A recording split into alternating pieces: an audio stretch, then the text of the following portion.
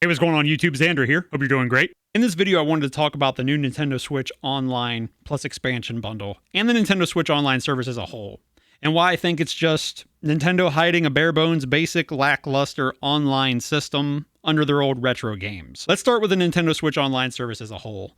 Nintendo has always been leaps, in my opinion, behind the competition when it comes to online features for their consoles and their games. Now, from my view of the Nintendo Switch Online service, Nintendo is combining the two systems from the past into one and not doing either of them well. In the past, we had Virtual Console on the Wii where you could purchase retro games to own, and I say own in quotes because who knows if you really own a digital game.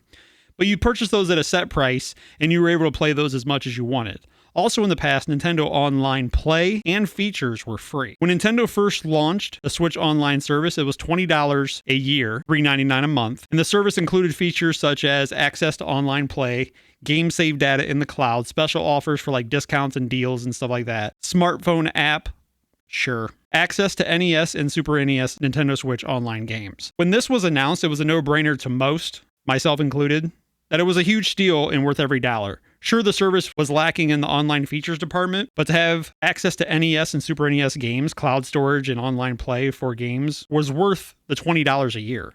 Now, my issue with the Nintendo Switch Online service is it lacks basic online features gamers have come to expect for many years now. The fact that you can't do something as basic as send a message to someone on your friends list is crazy. You can't send game invites, messages, or interact with your friends unless you are in the same game at the same time, I believe. I get the whole thing about Nintendo wanting to protect kids and protect people and whatnot, but to not be able to do a basic task, sending a message to someone that you traded your friend's code with and theirs with you is crazy in 2021. So now taking it a step further, Nintendo announced the Nintendo Switch Online Plus expansion pack back in October, and it has since been released, and gamers are not happy with the service for many reasons, such as the N64 games performing poorly,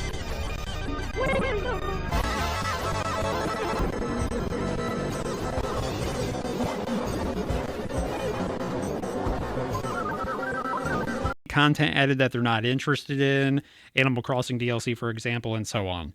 Nintendo's online has never had the best track record, so to put these games in with the online service and have them running poorly is not a good look for the service. Since announced, Nintendo's YouTube video for Nintendo Switch Online Plus expansion has become their most disliked video ever. Okay, before we go any further, let's run down the details of the Nintendo Switch Online Plus expansion pack.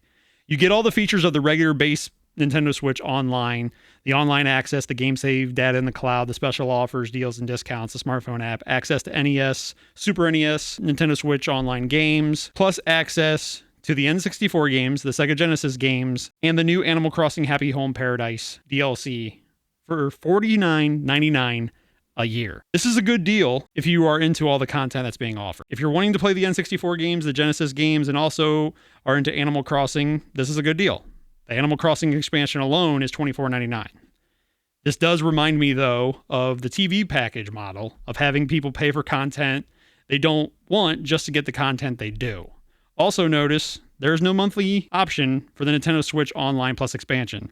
I think that this is so people can't pay for a few months and then play the games and content they're interested in and then cancel until another game or content is added in the future that they're interested in. Also, I wonder if they will continue to group DLC in the Plus expansion option, or was this just to show more value until they are able to get more retro games added to whether it's more retro systems or whether it's N64 or more Sega Genesis games. So going back to my original point of Nintendo putting two content systems into one, I wish Nintendo would just separate the two systems from one another. Offer an online service with features people come to expect from such a service in this day and age, and have a retro game store for either purchasing games a la carte or a subscription service for the retro games. I do feel Nintendo will add more retro systems to the Nintendo Switch Online Plus expansion option, and the question I have to that is what is the price going to go to then? So my point is Nintendo Switch Online is a lackluster bare bones package when it comes to features. Since day one, Nintendo has hidden that under their retro games. They have done it from the start with the Nintendo Switch Online service with the NES games, the SNES games, and now with the N64, Sega Genesis, and DLC content. I think they should either separate the two or offer useful online features such as cross-game invites, party chat, and voice chat features system-wide. And for the love of it all, the ability to send a message to your friends at the system level. But you can't do that on Discord or your phone.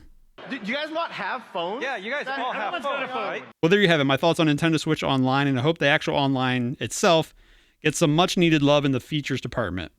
The fact that their online approach is adding more retro games to bring the price up and not actually adding online features is disappointing. So this is Xander saying thanks for watching. I appreciate the support, and I'll see you in the next video.